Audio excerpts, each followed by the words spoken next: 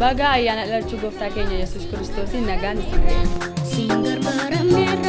Singargaaramneerra.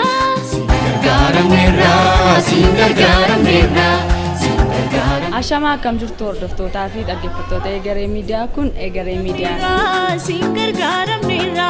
Biyya kaatu safaa sinbaraaramneerra. Har'a magaalaa Naqamtee keessa deddeemuudhaan gaaffiiwwan tokko namoota hin gaggaafannaa. Egaa gaaffiiwwanii fi deebiiwwan gaaffii keenyaatti akkasiin bohaartanii akkasumas immoo akkasiin irraa barattan abdii guddaan qaba. Amma dhumaatti nu waliin tura. Maqaan kee eenyudha? Abdii Taakkaleen jedhama. Tole Abdii, gaaffiisi gaafadha. Macaafni qulqulluu macaafota meeqa qaba? 66. Baay'ee qaba. Macaafni qulqulluu baay'ee qaba. Maqaa Waaqayyo. Maali isaanoo kana qoqqoodeen beeku macaafuma ta'uu isaatti namanii jiraataadha malee boqonnaa meeqa? Boqonnaa 66. Boqonnaa 73dha. Akkasumatti beeka malee haga kana qoodee ulfaata. Ani amantii keessa koo jira malee waa'ee boqonnaa kun keessi koo hin boqonne waan ta'eef hin yaadadhu. Macaafni qulqulluun 66dha kan jiru. Yesuus Kiristoos eessatti dhalate? Beetlehem. Dallaa horii keessatti. Yesuus Beetlehemitti. Beetlehemitti. Beetlehem. Dallaa horii keessatti. Itti yaadaa egaa. Mandaraa natti cimeera. Beetlehem magaalaa Beetlehemitti dhalate dallaa horii keessatti. Yesuus Kiristoos mandaraa Beetlehem keessatti. Biyya lafaatti dhalate. Biyya lafaatina. Biyya lafaatti dhalate. Yesuus Kiristoos biyya lafaatti dhalate. Maanni? Yesuus Kiristoos Beetlehem.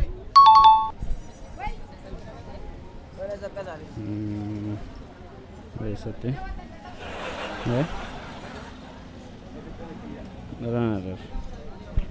Yesuus Kiristoos Beetlehemitti dhalate. Dallaa horii keessatti dhalatee jedha. Yesuus Kiristoos eessatti dhalate? Naazreet. Yesuus Kiristoos Beetlehemitti dhalate. Durba morma lamaa jechuun maal jechuudha? Durba morma lama. Durba yaada lama qabdu jechuudha. Darbe kanas. Yaada. Morma lama jechuun bakka durba qalbii lama qabdu jechuudha. Bakka jechuun waan lama wanta tokko irratti kan hin xiyyeeffanne jedhee yaada akka yaada kottu. Durba morma lamaa jechuun maal jechuudha? Beeku ga'a. Durba morma lamaa jechuun maal jechuudha? Durba morma lama.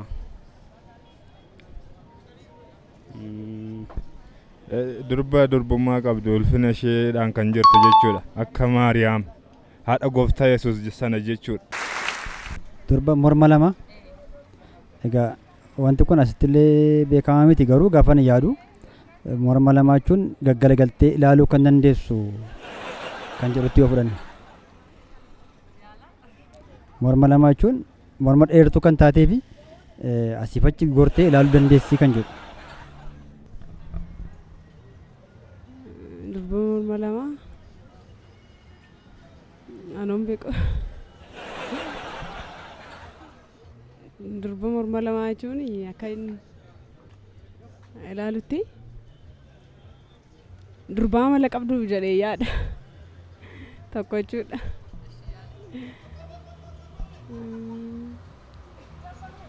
Akka haasaan dhaga'utti immoo durba durbummaa qabdu jedhee yaada. Durba morma lamaa jechuun. Durba morma lamaa. Dhugaan beeku. Isa kanallee hin beeku dhugaa. Hin barreessa kana. Yaala? Durba morma lamaa jechuun. Hin barreen. Haadha keef abbaa kee irraa dhalatee siif homaa kan hin taane obboleessas obboleettii kan siif hin taane eenyudha? Keef abbaa kee irraa dhalatee homaa kan siif hin taane haadha koof abbaa koo irraa dhalata? Kan homaa naaf hin taane hin jiru hundumti isaanii iyyuu naa ta'u. Maalidha?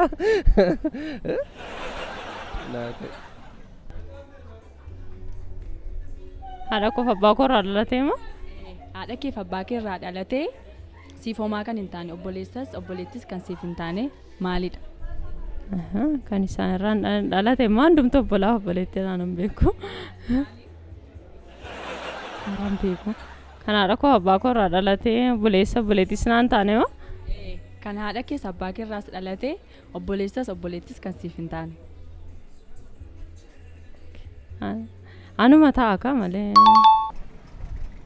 Obboleettis kan hin taane? Manni gaafichi naan galee.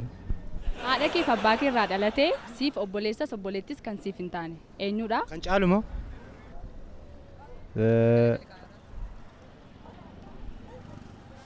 Yesuusi? Haadha koof abbaa koo irraa dhalatee moo? Akkamittiin ta'ure? Yaali. Kana deebisuu hin dandeenye. Haadha keef abbaa kee irraa dhalatee siif homaa tokko iyyuu kan hin taane. Akkamitti haadha koof abbaa koo irraa dhalatee yookaan obboleessa koo ta'uu danda'a yookaan obboleettii koo. Lakki yaali. Naa darbu kun. Haadha koof abbaa koo irraa dhalatee anaaf obboleessas obboleettii kan hin taane hin jiru. Haadha koof abbaa koo irraa kan dhalate naaf hundumtuu obboleessaaf obboleettii. Yaali. Haadha koof abbaa koo irraa dhalatee obboleessa obboleettii kan hin taane hin beeku. Haadha koof abbaa koo irraa dhalate taanaan obboleessa koo kan obboleettii koodha. Obboleessas obboleettii kana haadhaaf abbaa koo irraa dhalatanii hundumti isaanii obboleessas obboleettii kootis ka. Yaali. Obboleessas ulfaataadha gaafichi naa jijjiiri. Obboleettii dhagaa.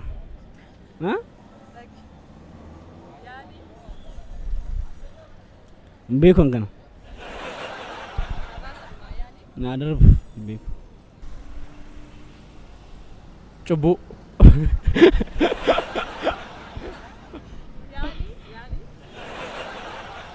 Homaayyuu hin jiru. Haadha koof abbaa koo irraa dhalatee obboleessas obboleettii kan naaf hin taane hin jiru.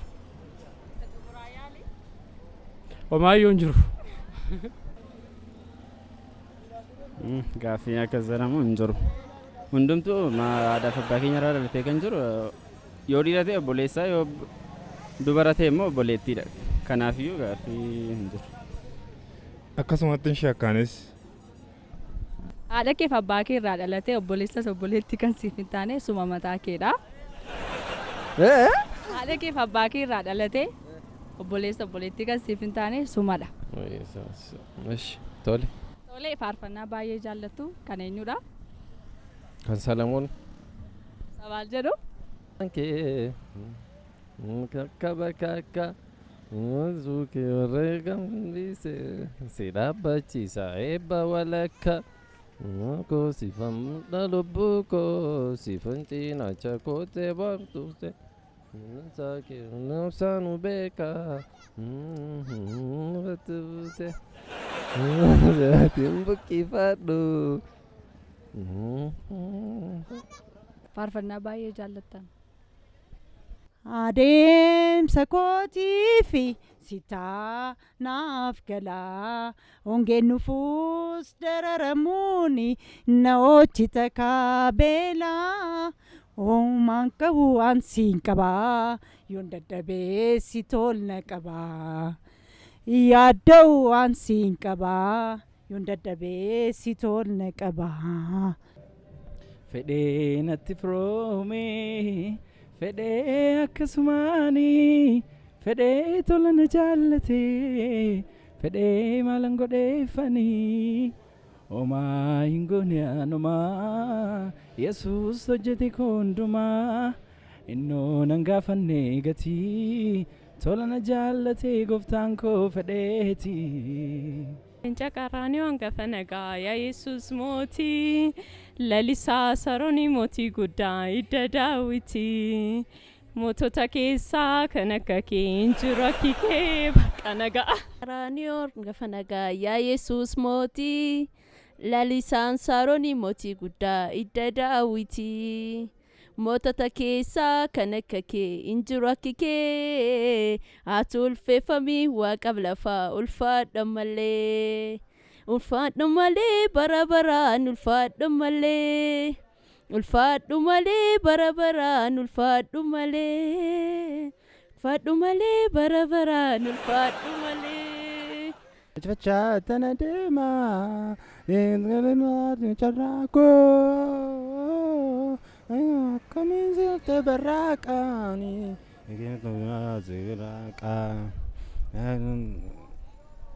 kee qofa yaada na kutteetu akkamiin sirfadhu goote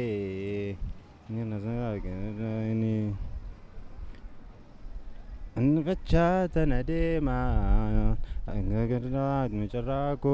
carraaqoo akkamiin sirte barraaqaanii garraaqaa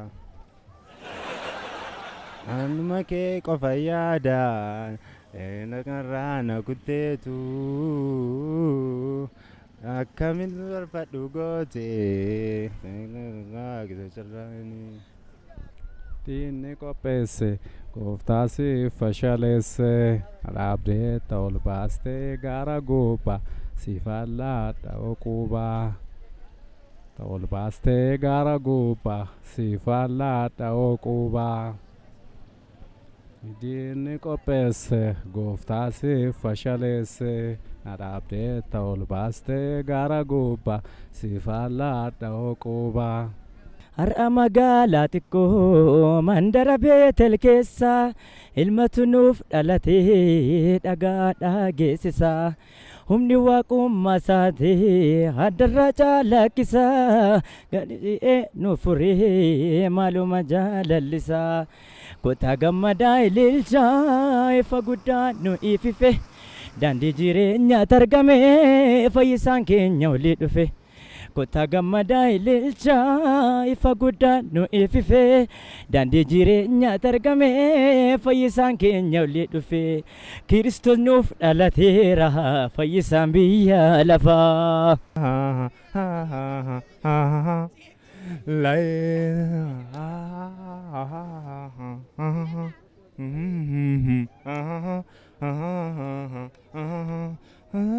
Malatikoo mandara Beetel keessa Kiristoos dhalatee dhagaadhaa geessisa. Maasaati addarraa caalaqqisa.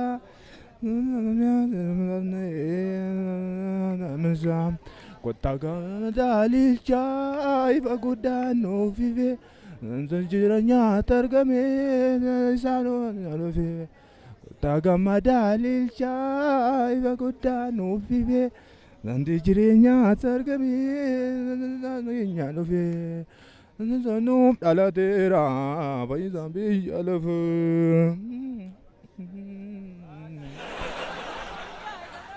Daawit keessa mandara Daawit malkeessa dhalateera dhageessisa. Nama keenyaatiin laqqisee nu dhufee lilisa. Adaa ililchaa dugdaan nu dhufee nyaanuuf deemee sanuuf jedhu dhufee ililchaa ililchaa nu dhufee nyaanuuf dhufee sanuuf dhufee hin ga'u. Nuuf dhalateera fayyisaan biyya lafaa. Kiristoos nuuf dhalateera fayyisaan biyya lafaa. Kiristoos nuuf dhalateera fayyisaan biyya lafaa hin ga'u. Babaraawulay Yesuus tasoobinyaalayo moy alayu moy abalay babaraawulay Yesuus darsolvinyaalayo moy alayu moy ይቻለው አይቻለው እጁ ስረዳኝ ክፉ ሲያድነኝ አይቻለው ባይኔ አይቻለው አይቻለው አይረዳኝ ክፉ ሲያድነኝ አይቻለው ባይኔ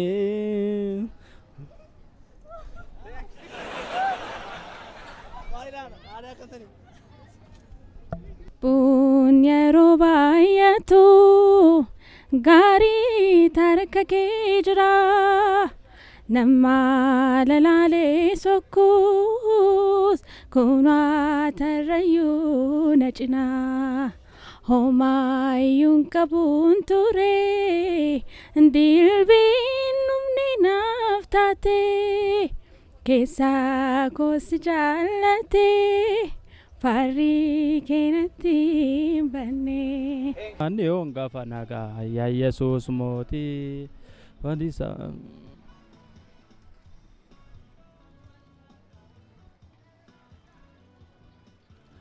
Takarane onga fanaga ya Yesus moti faisa saron moti jaba lida Dawiti. Motota keessa kan akka kee injiroo kee tulfeeffamii waaqaaf lafa tulfaadhaan malee bara baraan ulfaadhaan malee bara baraan ulfaadhaan malee. Egaa gaaffiiwwan gaggaafachaa turree fi deebii namootaatti akkasiin bu'aaraa akkasiin barachaa turtan abdii guutuun qaba. Qophii kana fakkaatu nama walitti deebinutti nagaan tura. Baga geessanii egeree miidiyaa daawwadha. Baga ayyaana dhalachuu gooftaa keenya Yesuus Kiristoosiin isin ga'e egeree miidiyaa daawwadha. Baga ayyaana dhalachuu gooftaa keenya Yesuus Kiristoosiin isin ga'e egeree miidiyaa daawwadha. Baga ayyaana dhalachuu gooftaa keenya Yesuus Kiristoosiin isin ga'e maarree egeree miidiyaa daawwadha. Baga dhalachuu gooftaa Yesuus Kiristoosiin isin ga'e egeree miidiyaa daawwadha. Baga ayyaana dhalachuu gooftaa keenya Yesuus Kiristoosiin geessanii baga keenya hundumti keenya uummata saba Oromoon baga nagaan geessanii jedha. Baga dhalachuu gooftaa Yesuus Kiristoosiin isin ga'e jedha egeree miidiyaa daawwadha galatooma.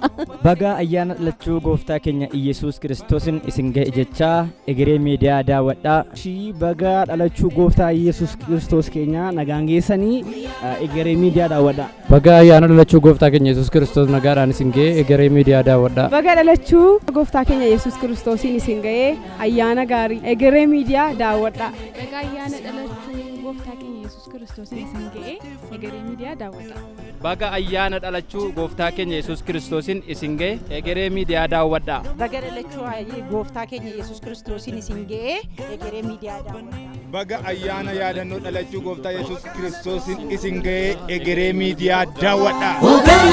Ogalataa nu simadhu gooftaa.